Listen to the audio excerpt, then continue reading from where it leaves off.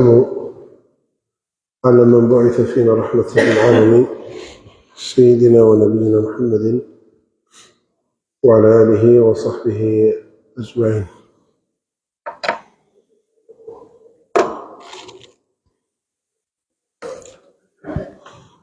درس الليلة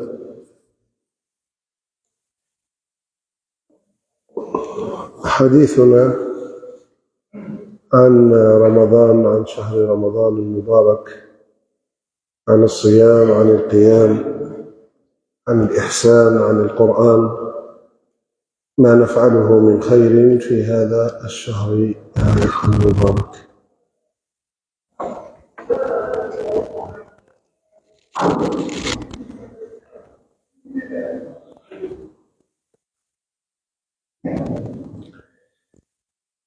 السلف الصالح رضي الله عنهم كانوا يدعون الله عز وجل قبل رمضان فيقولون: قال يحيى ابن أبي كثير، قال يحيى ابن أبي كثير: كان من دعائهم، يعني سلفنا الصالح، كان من دعائهم الواحد يقول: اللهم سلمني إلى رمضان، يعني وصلني، سلمني إلى رمضان، وسلم لي رمضان، وتسلمه مني متقبلا. فهمتم؟ اللهم سلمني إلى رمضان، وسلم لي رمضان، وتسلمه مني، يعني كي خلاص، كي تصوموا كامل، وتسلمه مني متقبلا، يعني بالقبول، تقبل منا صيامنا وقيامنا. أورد هذا الكلام الحافظ ابن رجب في كتابه لطائف المعارف، وقال معلى ابن الفضل: كانوا يدعون الله تعالى 6 أشهر أن يبلغهم رمضان، ويدعونه 6 أشهر أخرى أن يتقبل منهم رمضان. نسأل الله لنا ولكم القبول، ونسأل الله أن يبلغنا رمضان. فاللهم سلم لنا رمضان، سلمنا إلى رمضان، وسلم لنا رمضان، وتسلمه منا يا رب العالمين. علاش كانوا يدعوا هذا الدعاء بصح؟ لماذا؟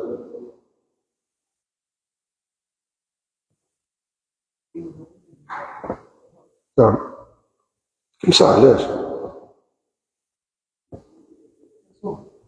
أيوه، علاش كانوا يدعوا يا ربي 6 شهور وما يقولوا يا ربي بلغنا رمضان، بلغنا رمضان 6 شهور؟ تصور 6 شهور كامل والواحد فيهم رضي الله عنه يدعي في ربي اللهم بلغنا رمضان، اللهم كي يصوم ويكمل ما شاء الله، يقول يا ربي تقبل منا رمضان، تقبل منا رمضان، تقبل منا رمضان. علاش كانوا يدعوا ربي هذا الدعاء؟ لماذا؟ جاوبوني عادي، احنا ماناش نتبادل اطراف الحديث فيما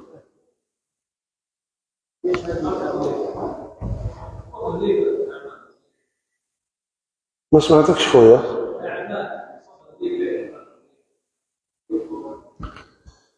هو هاد الناس هادو الله يرضى عليهم وما كانوا عايشين في الدنيا، بصح هم كان الآخرة، هم عايشين في الدنيا كيما الناس، همهم الآخرة، كيش ما يبكوا مع ربي. أنا قبيله صليت العصر في جامع، تألمت، مرضت، دخلت عند الآذان، حكمت الصف الأول وصليت، وبعد مستقبل القبلة شفت السوق وجوني على اليمين تاعي ماشي واحد ولا زوج. صوم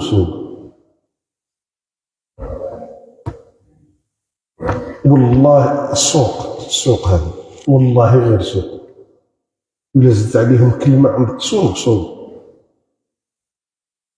أنا نصلي كملت، أنا نسلك في حوالي مع ربي كيفاش شي حاجة. قالوا شحال حسبوا اللحم؟ قال له تاع الدولة باعوه 120 130. قال له وجابوا الحميصة ولوا بها. قال له لا، مرض. وقلت أنا دوك يأذن دوك يسكتوا. المشكلة أنا كنت قاعد هكذا اللي كنت نسمع فيهم على اليمين كي بدا يتعمر الجامع، أنا كنت قاعد اللي منا والله العلي العظيم غير السوق منا والسوق الجديد قدامنا، وحنا بين الأذان والإقامة الإنسان كما راه يطلب من ربي رحمة، مغفرة، توبة، هداية، إصلاح أحوال. هذو عايشين في الدنيا رضي الله عنهم، بصح الهم نتاعهم بلغنا رمضان إن شاء الله نعيشوا رمضان. علاش؟ حرصا على واحد الأعمال ما تكونش في باقي أيام السنة، ما تكونش 11 شهر أخرى ما فيها غير في هذا الشهر. وكانوا يطمعوا في ربي يطولهم في أعمارهم باش يعيشوا رمضان، باش يدركوا هذيك المواسم نتاع الخير اللي دارها ربي في رمضان. وأعطيك مثال، في أيام السنة ربي يغفر ويرحم ويتجاوز، لكن في ليالي رمضان في 30 يوم لله فيه عتقاء من النار في كل ليلة. صعب ما كانش في كل ليلة في أيام السنة، في محرم وصفر وربيع ورجب ما كانش هذا، ما كانش هذا، لا يحصل إلا في رمضان وفي لياليه المباركة. قال وله في كل ليلة من أيام والليالي ليالي المباركة عتقاء من النار.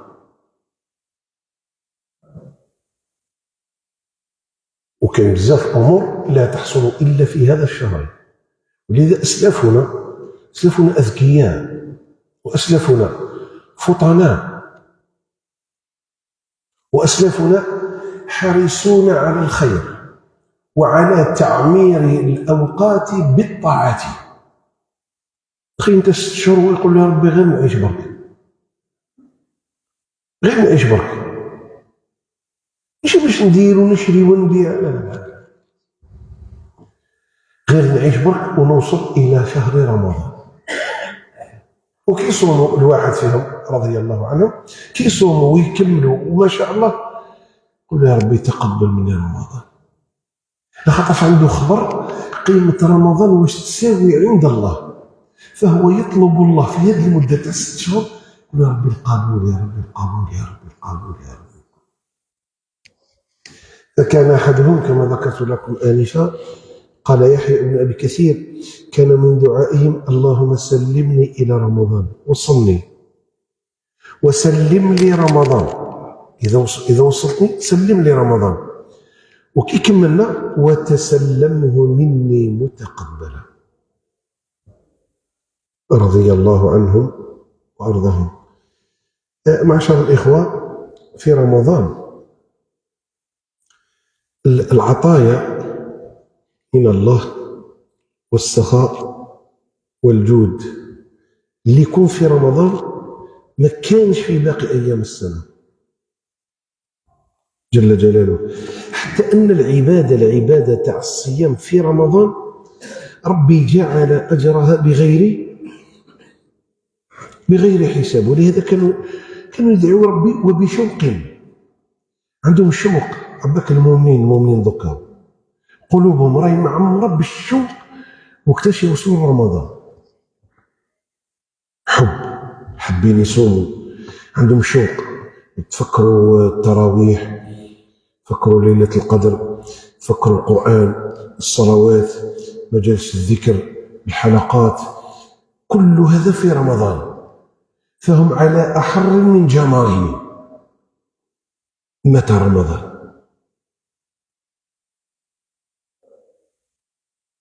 رضي الله عنهم وأرضاهم. قالوا: كيف نستقبل رمضان؟ قالوا: نستقبله كلنا أمل في الله عز وجل أن نصل إلى رمضان وأن نصوم رمضان إيمانا واحتسابا. اللهم بلغنا رمضان وبلغنا أن نصوم رمضان إيمانا واحتسابا. هذه نقطة واحدة. النقطة الثانية: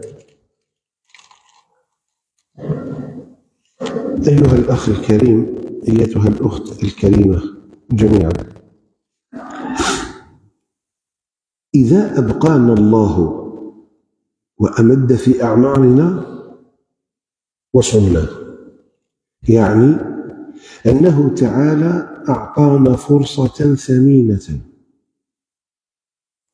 لنحوز فيها الأجر والثواب والرحمة والمغفرة.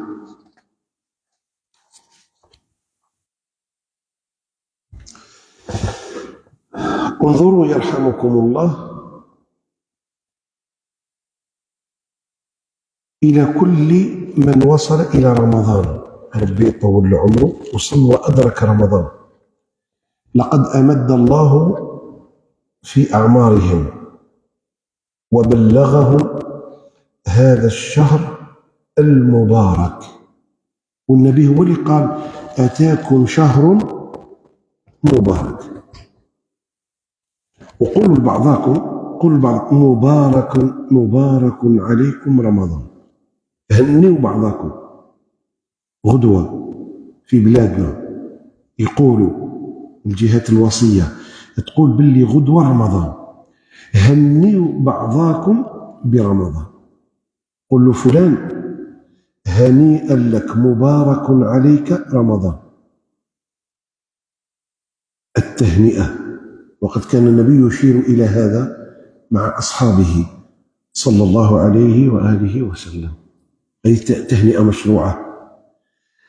أما باقي التهاني التي لا مستند لها في الشرع، كمن يهنئك بحلول رأس السنة الميلادية، فيقول لك: عام سعيد، عام سعيد. والذين أنشأوا هذا الاحتفال وهذا العيد يقولوا فيه ثم راه زاد ربي ثم ولد الله. عيسى عند النصارى إله. هذيك الليلة نتاع الكريسماس تاع 25 26، وفي واحد ختنوه وطهروه في 1 جانفي، هذيك الليلة زاد الرب، الإله زاد الرب، فتقول له أنت عيد سعيد بمولد ماذا؟ بمولد الإله والرب. بوناني، بعيد الأمور.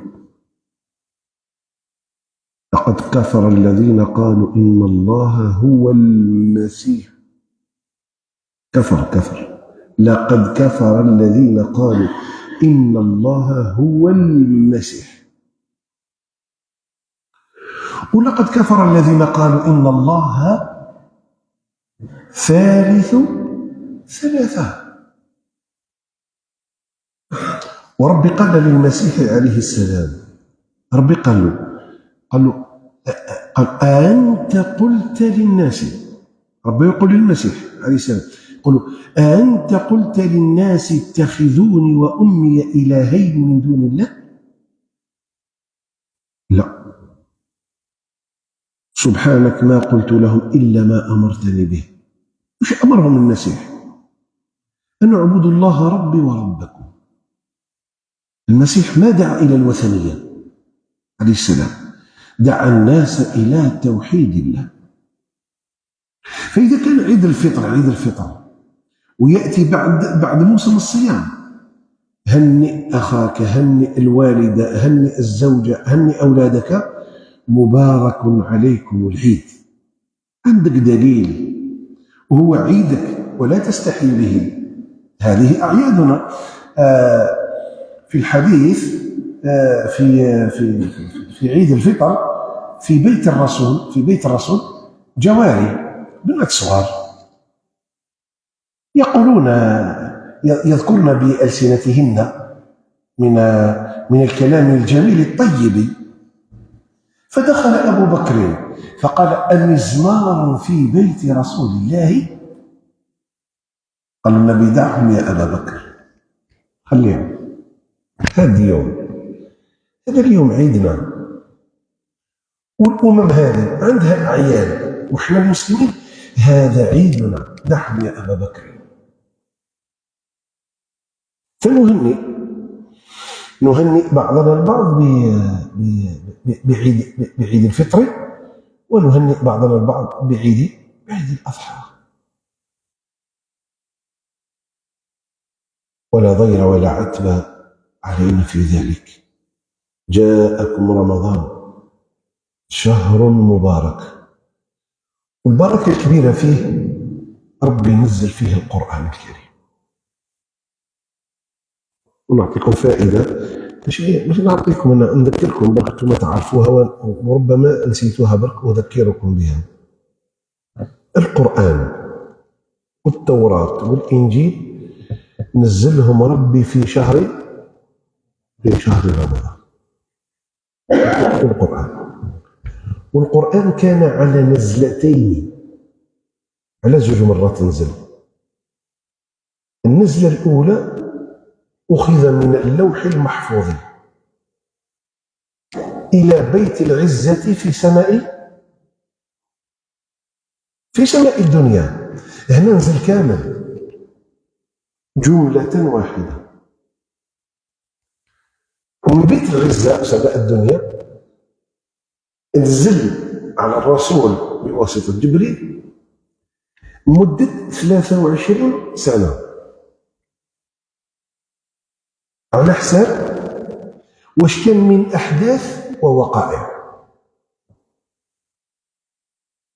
القرآن الكريم كلام الله جل جلاله سبحانه وتعالى. فأطال الله وأمد في أعمارهم فبلغهم هذا الشهر المبارك. فنذكر كم صام معنا من المسلمين في العام الماضي، العام اللي فات. شحال بسم الله ما شاء الله اللي صاموا من المسلمين، من الأقارب، من الجيران، من الأرحام، من الإخوان، من الأصدقاء. وهم اليوم في هذه الساعة تحت أطباق الثرى. اليوم ما مش حيين، ماتوا الله يرحمهم ويسع عليهم، الله يلقاهم مع ربي بخير على خير. فهم اليوم تحت أطباق الثرى، رحلوا عنا، أماتهم الله وأبقانا. فانظروا رحمكم الله إلى هذه النعمة الجليلة العظيمة التي حبانا الله بها سبحانه.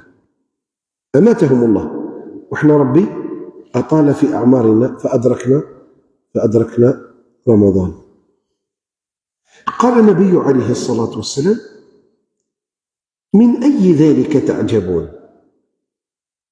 قالوا: يا رسول الله، كان هذا أشد اجتهادا.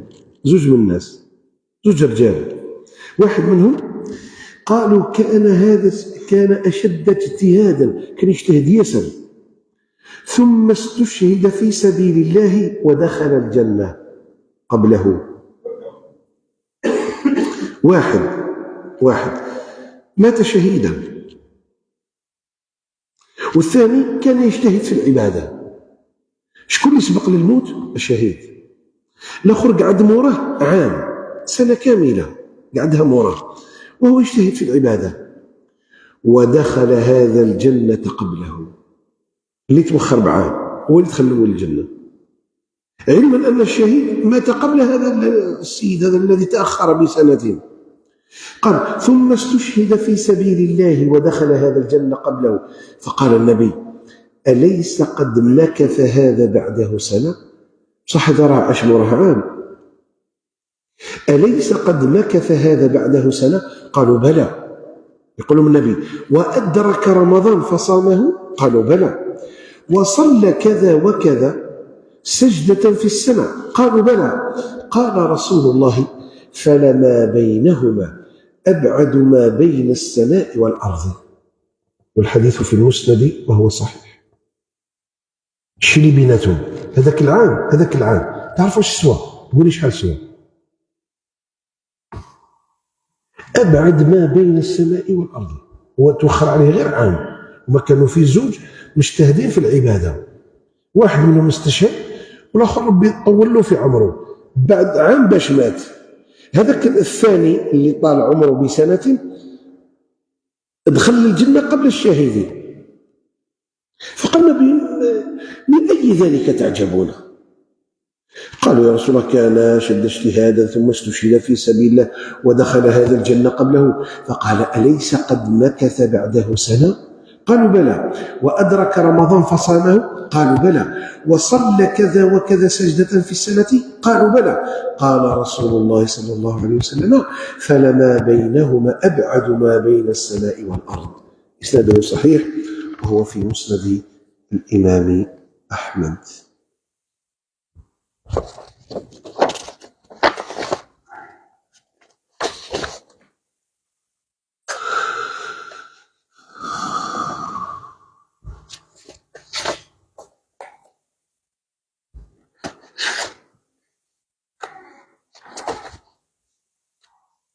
كيف نستقبل رمضان؟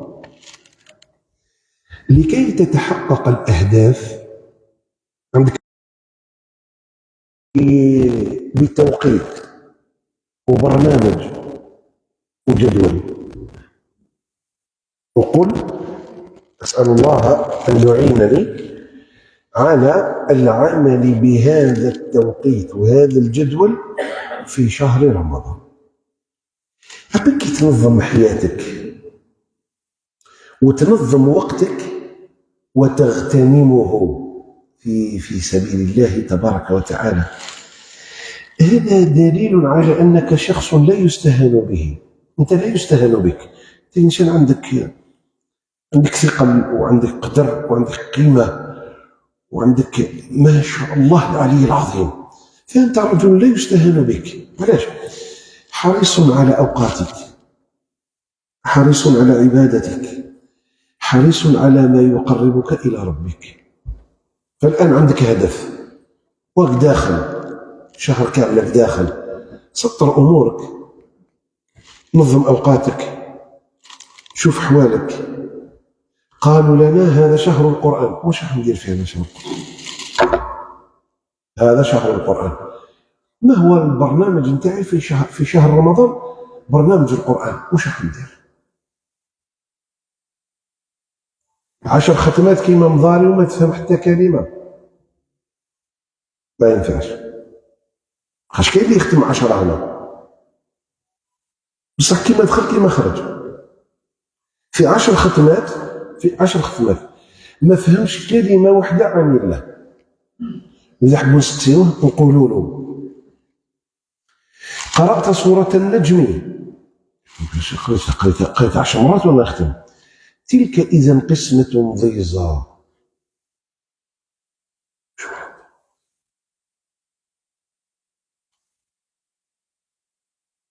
العربية أنا ما نعرفها، اسمح لي دوختني. 10 مرات ما حبستش مرة وقلت تلك إذا قسمة ضيزى. في سورة الحج يقول ربي سبحانه تبارك وتعالى: ثاني عطفه ليضل عن سبيل الله. ثاني عطفه، هذا العربي احنا ما نعرفوهاش. وفي سورة لقمان: ولا تصعر خدك. لا تصعر خدك. والله لا يحب كل ختار. الختار شحال ختمت؟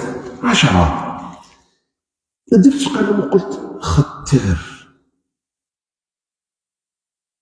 يتربصن بأنفسهن 3 قروء.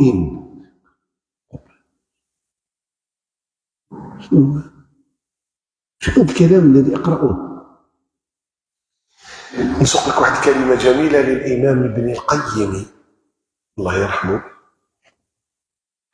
وأظنه قد أخذها من كلام عبد الله بن عباس.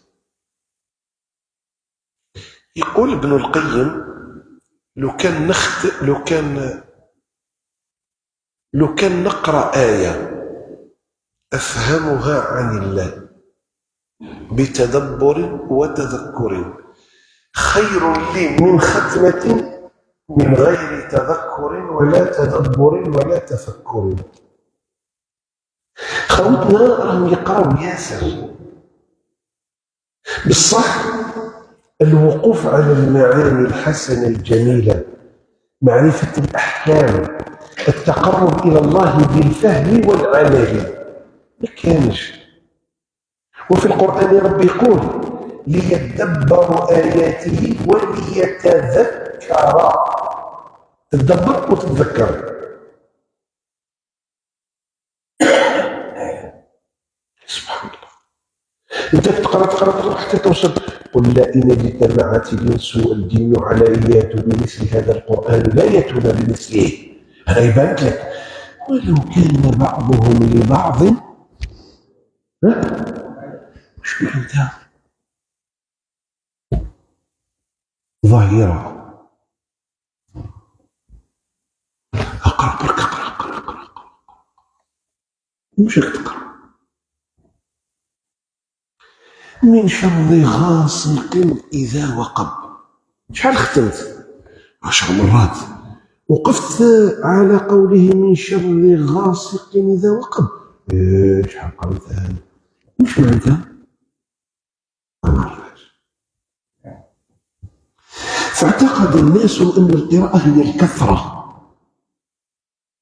الناس يعتقدوا الآن، يشوف القراءة وش هي؟ هي الكثرة، كثرة التلاوة. ولكن الصحيح القراءة هي التدبر، هي التذكر. القراءة الصحيحة هي العمل بما في القرآن الكريم، وتروح واحدة واحدة وتقرأ وتسأل وتتدبر وتتفاعل مع القرآن. وهذه الغاية من إنزاله: ليدبروا آياته وليتذكر أولو الألباب. العام اللي فات كانت عندك 10 ختمات، واللي قبل منها جبت 15 ختمة، والعام اللي فات 10، والسنة راك معول عليها تقربحها، معول على 20 ختمة. ووصلت إلى قوله تعالى: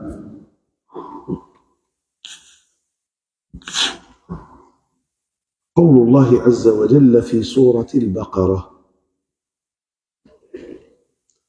للذين يولون من نسائهم. 10 و15، والسنة راك ناوي 20.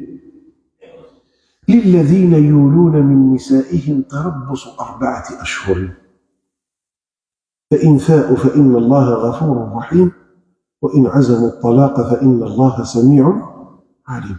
وش تقرأ؟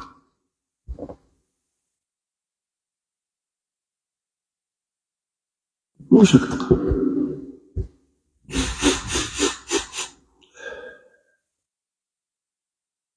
تفضلوا أجيبوني، ماذا تقرأ؟ نحن رحنا البقرة. تعالوا إلى قصار السور: والسماء والطارق، إذا السماء انفطرت، إذا السماء انشقت. قصار السور: هل أتاك حديث الغاشية؟ وش الغاشية؟ حديث الغاشية. وش الغاشية؟ وش هي الغاشية؟ عندي 10 ختمات العام اللي فات، واليوم في هذا النسبة غير بدا رمضان هذا العام نجيب 20 من بعد. حنعطيك واحد الدليل أنا وأنت عايشينه. كم نقرأ القرآن أين آثاره؟ نقرأ القرآن أثاره والله أثر القرآن. أمنا رضي الله عنها عائشة الصديقة قالها والخلق تاع القرآن أو خلق الرسول؟ قالت كان خلقه القرآن.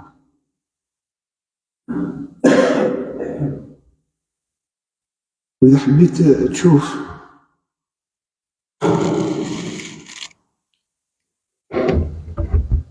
انتظروني دقيقة، عندي ورقة أحضرها باش نشوفوا أثر القرآن.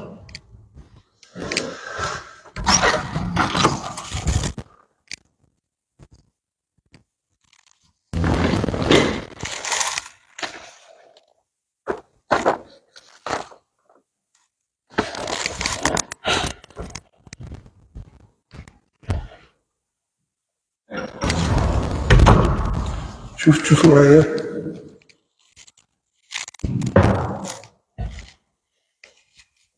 هذا الكلام أنا سجلته عن بعضهم. طيب نقرأ القرآن، جميل، نقرأ القرآن، نصلي الصلاة، جميل، صلوا الصلاة، لا تتركوا الصلاة. نصوم رمضان وهو من الواجبات المحتمة علينا، ونحج البيت ونعتمر، جميل، ونجلس مجالس العلم في المساجد وفي الساحات نجلس للذكر والعبادة وغيرها. الآن السؤال: أين أخلاق الرجال والنساء؟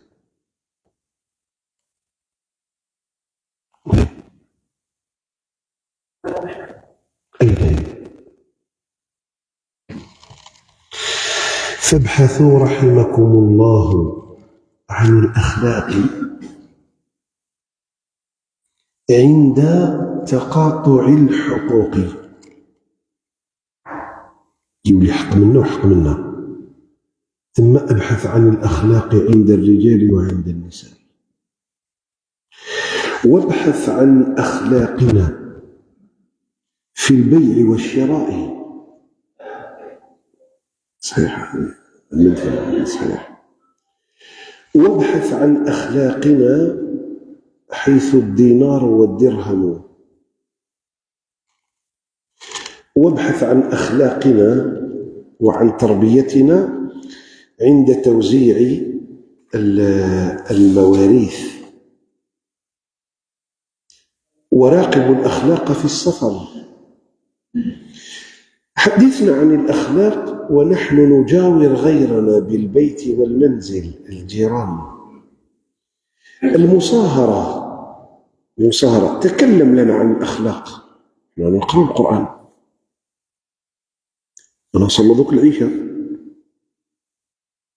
أنا على أيام مع رمضان ونخرج الزكاة، وكذا رايحين العمرة، ربي يزيدهم من فضله، رايحين الحج. فحدثنا عن أخلاقنا وآدابنا عند الخصومات في المصاهرة والأنساب. اللي يختلف مع أنسابه ونسابه يختلفوا معاه، ثم اسأل عن الأخلاق وعن الآداب. فالخصومات في الدراهم، في الميراث، في البيع، في الشراء، في الجوار، في العائلة، في الأرحام، هذا في الخصومات. فالخصومات تفضح شكون؟ الذين يصطنعون الأخلاق في المجالس، يصطنعوها هما. ربي يجيب كاش عام إن شاء الله أخلاق. فهم يصطنعون الأخلاق، وهنا تظهر الحقائق ويستبين الحال، وتنكشف الأمور وتنجلي حقائق الناس. محك صادم.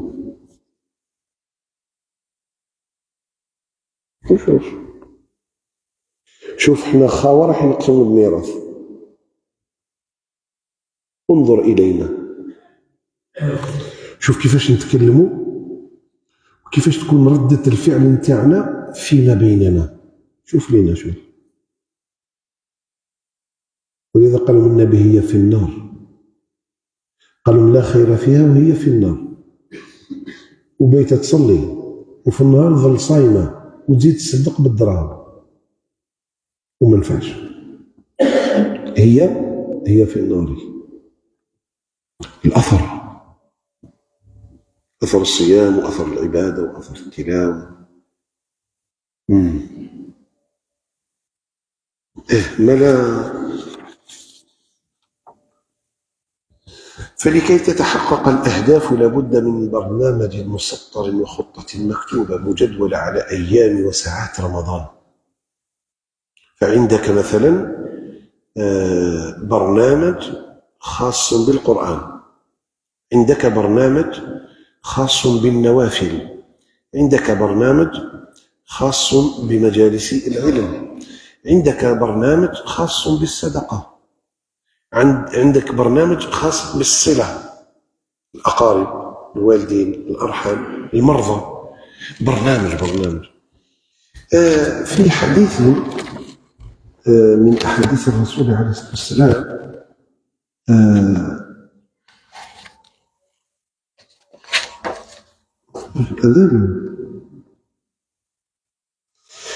في حديث، شوف تبعني إذا قدرت تجمع خصال الخير في يوم افعل. إذا قدرت تجمع خصال تاع خير في نهار واحد اجمعها وديرها وما تعجزش. واسمع إلى رسول الله مع أبي بكر. قال رسول الله لأصحابه يوما: من أصبح منكم اليوم صائما. يقول أصحابه، قال شكون اللي صبح فيكم اليوم صايم؟ قال أبو بكر رضي الله عنه: أنا يا رسول الله. واحدة هذه، تحسبوا معايا، هذه واحدة.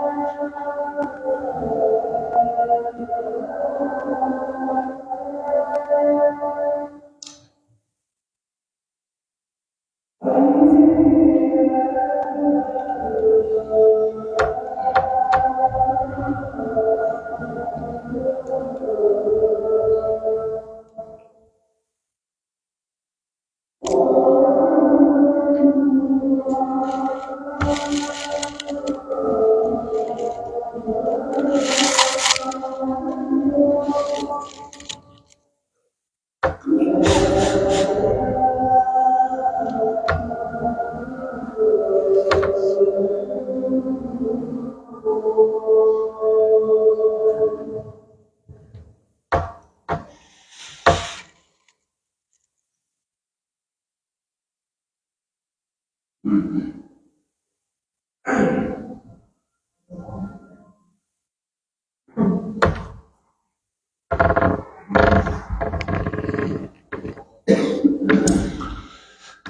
رسول الله صلى الله عليه وآله وسلم: من أصبح منكم اليوم صائما. قال أبو بكر رضي الله عنه: أنا يا رسول الله. قال: فمن تبع اليوم منكم جنازة. الأولى الصيام، الثانية اتباع الجنازة. قال أبو بكر: أنا رضي الله عنه. قال النبي صلى الله عليه وسلم: من أطعم اليوم منكم مسكينا. قال أبو بكر: أنا. صيام وجنازة وإطعام مسكين. وشوف ندخلوا حديث في حديث باش ما تروح ليش برك.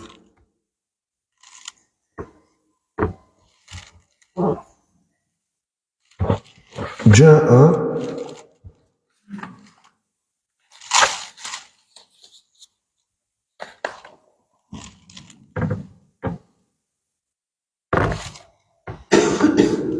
شخص إلى رسول الله. نهضر مع الإطعام.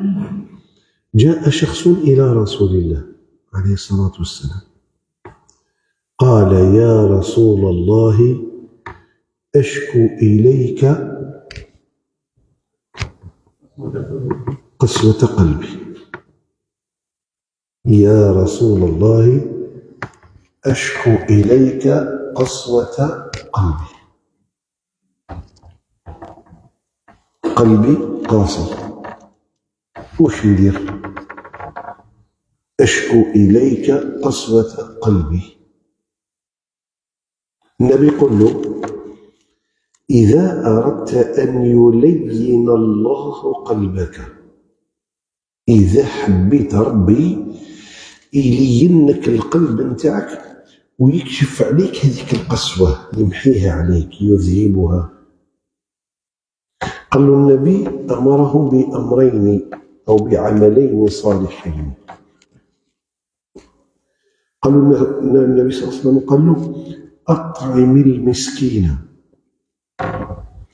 قال في الحديث الأول: من أطعم اليوم منكم مسكينا.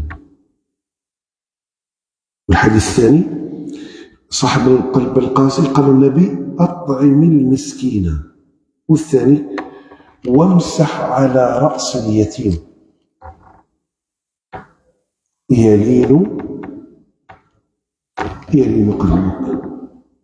قلبك يلين، قلبك يولي لين بزوج حوايج: تطعم المسكين وتمسح على رأس اليتيم. ومن العبادات اللي نحرصوا عليها في رمضان إطعام المساكين، إطعام الصائم.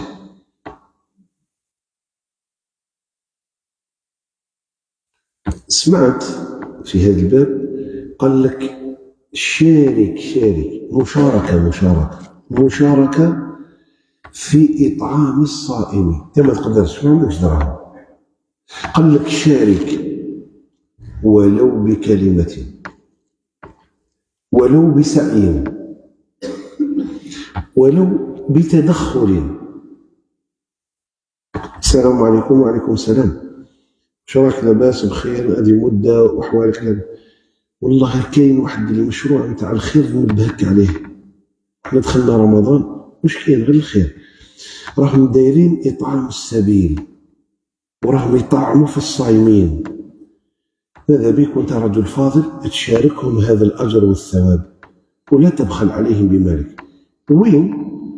قال في مسجد عمر بن الخطاب، جامعة الدروج. هذاك هو. راهم دايرين مشروع الإطعام. خلاص غدوة نتصل عليك ونروحوا كيف. دوكا راك شاركت في إطعام الصائم، أنت ما عندكش، صح، بكلمة دلت على الخير. وأعظم ما نتقرب به إلى الله في رمضان قربات كثيرة خاصة بالشهر منها إطعام الصائمين. كل واحد كيفاش يشارك في ذلك. في حديث أبي بكر قال الصائم، وقال اتباع الجنازة، وقال إطعام المسكين. قال النبي: فمن عاد اليوم منكم مريضا، صام النهار وتبع الجنازة وطعم المسكين وزار المريض، هذو قاعد دارهم في نهار واحد. قال: فمن عاد اليوم منكم مريضا، قال أبو بكر: أنا. الله يرضى عليه، راجل صنديد كبير هذا في الإيمان والتقوى والورع والخوف وحب الله والرسول عليه الصلاة والسلام. قال أبو بكر: أنا. فقال رسول الله: ما اجتمعنا في امرئ، شكون هما اللي اجتمعنا؟ الصيام واتباع الجنازة وإطعام المسكين وعيادة المريض. ما اجتمعنا في امرئ إلا دخل الجنة. تنجم تعطيها كلام واحد آخر، تقول: من أسباب دخول الجنة الصيام واتباع الجنائز وإطعام المساكين وعيادة المرضى. مرة أنا كنت بعيد هنا عن الجزائر، قبل المغرب عشاء، قال لي واحد: وش رايك قبل ما نروحوا نصلي ونديروا واش كاين نروحوا نزوروا مريض؟ قلت له: اركب ما تشاورنيش، نديو معانا 70,000 ملك. 70,000 ملك، ندو معانا 70,000 ملك. كيف ندو معانا؟ احنا رايحين وهما جايين معانا يقولوا: اللهم اغفر لفلان، اللهم اغفر لفلان. كاش من واحد 70,000 ملك يستغفر لك ربي وقتاش وانت رايح تزور المريض. هذا المريض ما كي تروح لزيارة الوالدين عليك من الله الرضا والقبول. هذا المريض، ياك المريض رحت ب70,000 في الصباح حتى تمسي، وإذا رحت في المساء معاك هذو 70,000 حتى للصباح ويستغفر لك ربي. لأنك ما نهضروش على المريض، أهدر لي وأنا رايح نزور الوالدين نتاعي. ما تعرفوش كاين الرضا، رضا الله في رضا الوالدين. أنا راح الوالدية ودرت درس قبل هنا في المسجد هذاك تاع كاين الكنيسة هذيك تاع الساكن ماشي الرحمن بلاطو وراه الشيخ محمد ضيف. نهضر لهم هكذا، قلت لهم: أبواب الجنة، الأب من أبواب الجنة والأم من أبواب الجنة. قلت لهم: أبواب الجنة وين راهي؟ وضعوها في دور العجزة. أبواب الجنة باب تاع الجنة وباب تاع الجنة. الأب باب من أبواب الجنة والأم باب من أبواب الجنة. وين راهم؟ رفدوا هذه البيبان وداوهم لدور العجزة. يا رب.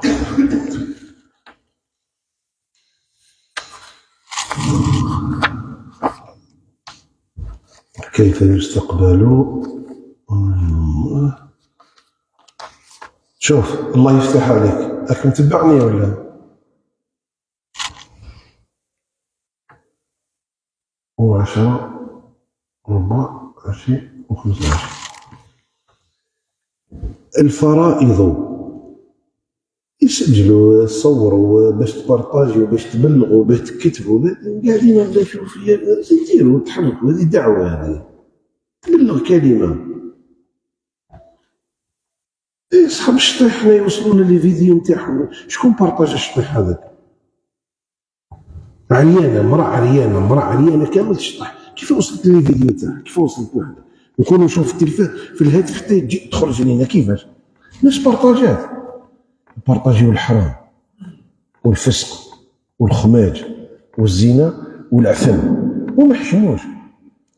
والمشاهدين 4 ملايين، والمشاهدين 7 ملايين على فيديو تاع واحده خارجه قلبت بالدنيا بالرقيص تاعها وهي عريانه. انت ما قدرتش ترفد تصور كلمه يقولها امام ولا شيخ ولا فقيه تعم بها ارجاء المعموره. الفرائض، هذا كلام العلماء انا كتبوا، الفرائض راس المال وبه تحصل النجاه، والنوافل هي الربح وبها يحصل التثابت والدرجات.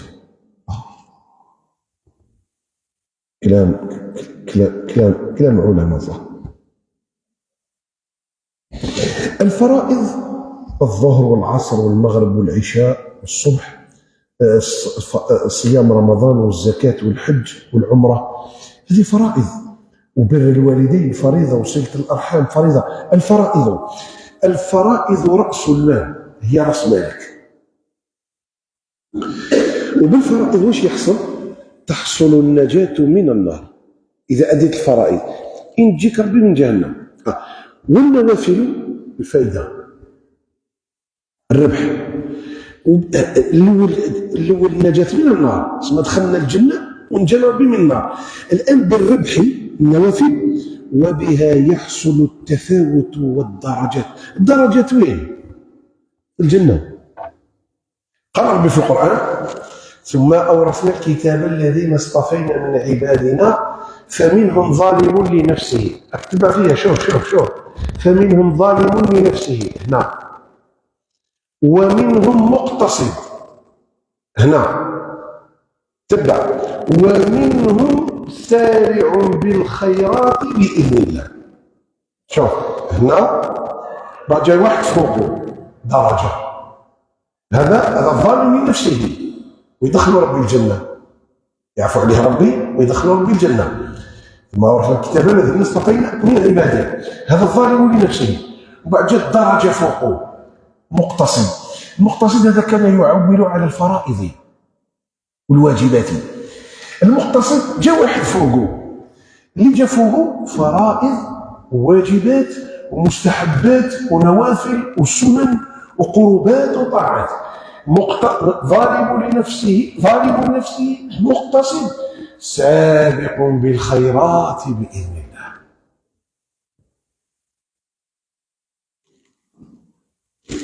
هنا واقف، هنا جبت مبلغ نتاع صدقة، حيث الناس معينين نروح نعطيكم. كي بديت نمد نقول هذا الظرف فيه 5 ملايين. الظرف هي مفلوط، ظرف بريد. الظرف هذا فيه 5 ملايين، والظرف هذا فيه 10 ملايين، والظرف هذا فيه 15 مليون. 5 10 لما نجي نوزع انا منهم اللي راح ندي نفسي اين تميل. بالك برك تكذب يا ربي العزيز، بالك برك تكذب يا ربي العزيز. النفس وين تميل؟ انفلوب فيها 5، انفلوب فيها 10، والانفلوب فيها 15. هو سمعنا الايمان بالمبلغ. النفس كي تميل وتحب وين؟ 20 برديده. شوف 5 10 15. ظالم لنفسه مقتصد سابق بالخيرات. ولهذا جاء في الحديث قال: إذا سألتم الله الجنة واش سألوه؟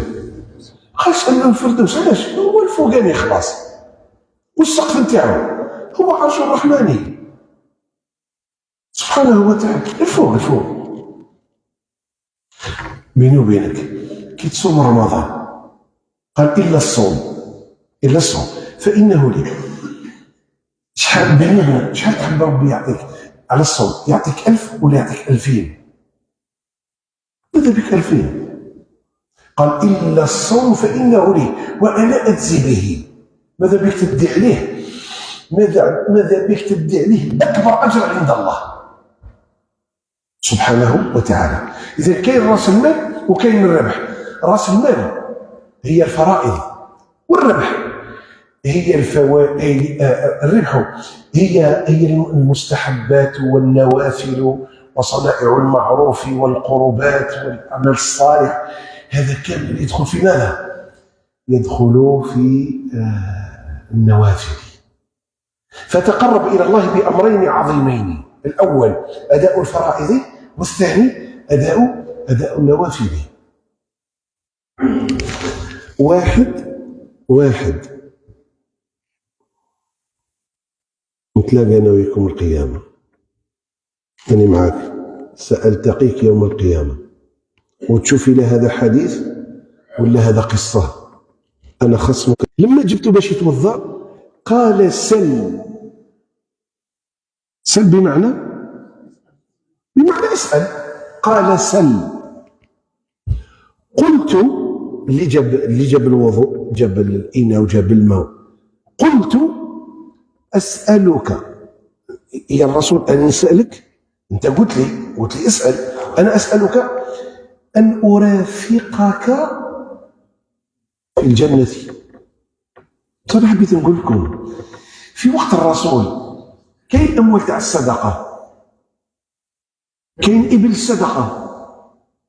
في وقت الرسول كاين صاحبنا هذا الله يرضى عليه رضي الله عنه وارضاه. هذا صاحبنا كيما الناس الاولين اللي هضرنا عليهم في الحلقه، همهم الاخره. قال أسألك أن أرافقك في الجنة. ايش قال النبي؟ قالوا نحب نكون معك في الجنة. قال النبي أعني على نفسك بكثرة السجود. كثرة السجود يعني الفريضة والنافلة. ورجل آخر يعشق الجنة قال أريد أن أرافقك في الجنة. قال أسجد لله وأكثر من السجود. كل سجدة ربي يرفعك بها درجة ويمحو عليك بها خطيئة وسيئة ويعطيك عليها حسنة.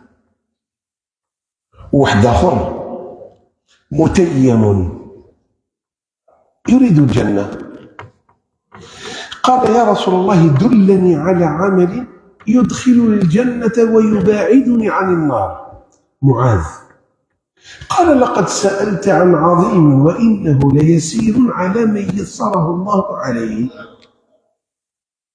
قال اعبد الله لا تشرك به شيئا، وقال أقم الصلاة، وقال افعل. فأوصاه رسول الله صلى الله عليه وسلم بصنائع المعروف فيها ما هو فرض وفيها ما هو نفل. واحد آخر هما كاع يحبوها يموتوا عليها. قال النبي واش بيك صفر وانت؟ أنا لا أسامحك. وهذه ليست قصة، هذا حديث. قال النبي واش بيك صفر؟ مريض؟ قال لا مانيش مريض. عندك شي حاجة؟ قالوا لا. قال ماليش هكذا.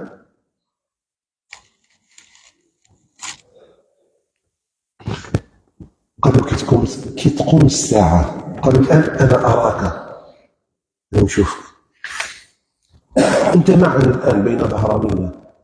قالوا ما تقوم الساعة أنت تكون الفوق الأنبياء والرسل عليهم الصلاة والسلام. بصح قالوا إن حصلت، شوف ذاك التوحيد يا أخو. طيب شو أنت إن حصلت؟ إذا دخلت الجنة.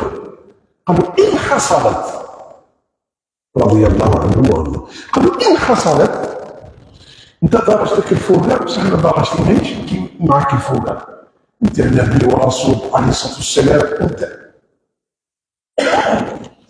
صاحبنا هذا ثوبان رضي الله عنه يكمل كلامه. يجي جبريل عليه السلام يقول عليه السلام قول الله تعالى ومن يطع الله والرسول فأولئك مع الذين أنعم الله عليهم من النبيين والصديقين والشهداء والصالحين وحسن أولئك رفيقا. تأملت في كثير من الأحاديث، كثير ماشي واحد. الصحابة كانت لهم عناية خاصة بالجنة، ماشي حديث واحد مرة، أحاديث كثيرة. عندهم عناية، يحبوا الجنة، يحبوا يدخلوا الجنة، يسألوا عن الأعمال اللي بها يدخلوا الجنة، يحبوا يرافقوا النبي في الجنة، يحبوا يشيروا الجنة من الله سبحانه وتعالى، رضي الله عنهم وأرضاهم. قلت لك شوف واحد ابن مسعود: يا رسول الله أي الأعمال أفضل؟ يا رسول الله أي الأعمال أفضل؟ هو الآن كيسأل على أفضل الأعمال، تعرف علاش؟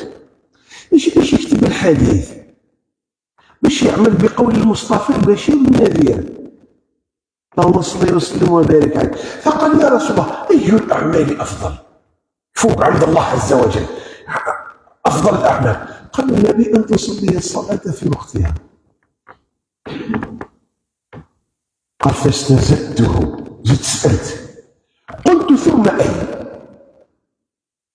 قال: بر الوالدين. كاين واحد الخطأ شائع نصحه لك الآن. كاين واحد يصرف على الوالد ولا الوالدة ولا راح يزور، يقول لك: الحمد لله أنا داير الخير في والدي. يا أخي مسكين، عندك صحة الوجه وقلت بلي دير الخير في والديك. مش من الخير تدير في والديك، دير الخير انت في امرأة حواتك في بطنها 9 شهور بالألم حملته كرها ووضعته كرها. حملتك 9 شهور وكي جات توضعك شفت الموت بين عينيها، وراح يخرج جزء من دمها ولحمها راح يخرج منها. انا داير خير، انا الشيخ درت له والحاجه درت له. واش درت انت؟ واش درت؟ اسكت باقي استر على روحك. حملتك 9 شهور وهضر ربي عن الحمل. قال: حمله وفصاله 30 شهرا. وتجي جداك تقول لي يماك وانت في كرشه، جداك تقول لي: ما تقول واش بيك؟ ما قدرتش، معليش اصبري بنتي، هذا شهرك السادس وان شاء الله ربي يعطيك وقفه خفيفه. ويا تجي جدك تزور الوالده تاعك يماك تزورها، تقول لها: واش بنتي لاباس؟ راكي صحيح، ونقعد عند الطبيبه والسكر طالع والطونسيون ورجليا راهم تنفخوا. جايك ولدك انت اللي راك تسمعنا باللي راك دير الخير في والديك. وكي قرب الشهر تاع الولاده جات مانك جداك تزور يماك اللي راح توضعك. مش بنتي على حسب الطبيبه فيها سيزاريان، وعند الولاده تقول ان شاء الله نسلك، واذا كان حاجه واحده اخرى نموت انا. وهذا شو هو؟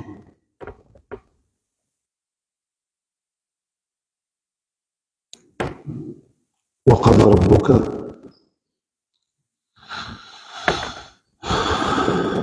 ألا تعبدوا إلا إياه وبالوالدين إحسانا. بيبان الجنة راهم مرميين في دور العجزة، وتعجبت النساء اللي راهم في دور العجزة كي سمعتهم يهضروا تعجبت فيهم. قال: واش هذاك رافد الميكروفون دير معاه البوطه؟ قال: واش يا يما كان مسامحاتهم. الله اكبر. يروح يربح بصح جا ذكورنا كنا معليش. وانت الحاج كيفاش؟ والله ما جات خضر حتى لقيت روحي هنايا. وكيفاش وليدك؟ غير يربح ما غير يكون راجل. وقضى ربك الا تعبدوا الا اياه وبالوالدين، ماشي بالسبان وماشي هكذا واش تعرف انت واش بك، ماشي هكذا وماشي وقضى ربك الا تعبدوا الا اياه. الهضره الصوت ما يترفعش فوق الصوت نتاعهم. والباب هذا انا داخلين لا وبالوالدين احسانا، ماشي انت تدخل قبل منه، انت تفتح له الباب وهو يدخل وانت موراه. وبالوالدين احسانا تحط الطعام، ما ترفدش انت الغرفه الاولى حتى يرفدها هو ولا هي وتحط في فمك باش تاكل انت. ولما تروح تزورهم في الزياره تغلط غلطه عمرك، تحكي مشاكلهم للاب والام. تقول لك الحاجه واش راك عندك سمانه ما جيت؟ عيان وعندي مشاكل وراني كدا وكذا. توجع له قلبه وما تقدر دير لك والو. عرفت قالوا العلماء؟ قالوا هذا من العقوق، هذا من عصيان الوالدين. انت قاعد تحكي لها وهي تشوف تبدا تبكي، والمشكل ما تقدر دير لك والو خاطش ما عندهاش، ما تحكي لهاش. كيقول لك واش راك؟ قول لها راني ما شاء الله وش يخصك نعمه والدراري لاباس، انت راني مخلي عليك من كل جهه. قول لها ما شاء الله عليك، خصني حاجه واحده. وشنو هي؟ ادعي لي يا ربي معك كي تكون تصلي، وقزب لها وشيت لها وجيبها لك، دخلها هكذا حطها هكذا وشدها منها وسلم عليها. قل لها شوف رجلك هذيك بابا حط حكي وسلم على رجلها. اخدم معنا روحك يا محايد. الا تعبدوا الا اياه وبالوالدين احسانا. لا يا فات الحال خلاص ماشي يهضر. الله يبلغنا واياكم صيام وقيام رمضان.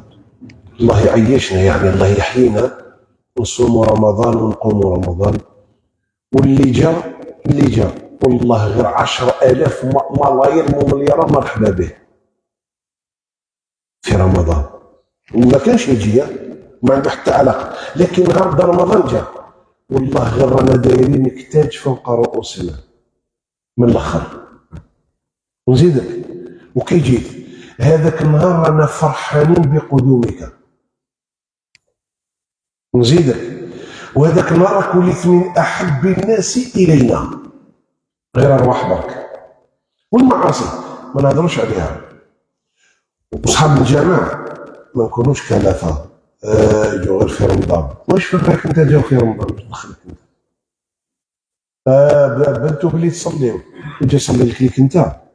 قادر هذاك رمضان يثبت ثبات وما يزيدش ينحرف ويدخل الجنه قبلك. واش واللي جا هنا كاش واحد هذه دارو جا ربي وجاء تائبا وجاء منيبا، هذاك التائب من احباب ربي وحنا نحب احباب ربي. ان الله يحب التوابين زيد ويحب المتطهرين. انا كملت الجمعه اليوم قال لي واحد من وين هذا؟ قال لي درت المجهود نتاعي باش نوقف قدامك. قلت له الخير. قال لي فيديو واحد برك. قال لي شوف واش كنت ندير، هذه وهذه وهذه وهذه وهذه وهذه وهذه وهذه. قال لي حرصت وكنت سببا في هدايتي. حرصت باش نشوفك وانا نسلم عليك، نروح نضمك. قال لي بعد الله نتايا خليت الخمر المخدرات السرقة، الزنا، الحقوق. قال لي خليت كلش. قال لي فيديو واحد قلبت عليا الدنيا 380 درجة. جاء إلى الله، مرحبا، البيت بيت ربي، والتوبة بيد ربي، والغفار ربي، والرحيم ربي، واللي يسامح ربي، واللي يصفح ربي، كل شيء بيد ربي. الله يدخل علينا رمضان بالخير واللطف والرحمة والعافية، ونصوموا متحابين ومتواخين، ونصوموا احنا فرحانين، ونصوموا احنا مطمئنين، ونصوموا احنا نديروا الخير، ونصوموا احنا نصلحوا في حوالنا ونصلحوا في امورنا. خوتي اللي راكم حاضرين هنا، الله يطول اعماركم في طاعة الله، والله يفتح عليكم بباب الخير. خوتي اللي راكم هنا جالسين، الله يكرمكم في الدنيا والآخرة، الله يرفع شانكم، الله يرفع مقامكم، الله يصلح حالكم وحال أزواجكم وأولادكم وأموركم وتجارتكم وأشغالكم، وربي يبارك فيكم ويجعلكم من أهل الجنة. إن شاء الله نلتقي في رمضان. الله يطول الأعمار. بعد ما يعلنوا في بلادنا، قالوا بالك يوم الأحد هي ليلة الشك على حسب ما خبروني. بعد ما يعلنوا في بلادنا الصيام، نصوموا جميعا بالصحة والهنا، ونهنيوا بعضنا. اللي عنده رقم تاع واحد يقول له مبارك عليك رمضان، أهنئك برمضان. سبحان ربك رب العزة عما يصفون، وسلام على المرسلين، الحمد لله رب العالمين. سبحانك اللهم وبحمدك، أشهد أن لا إله إلا أنت، أستغفرك وأتوب إليك. السلام عليكم ورحمة الله وبركاته.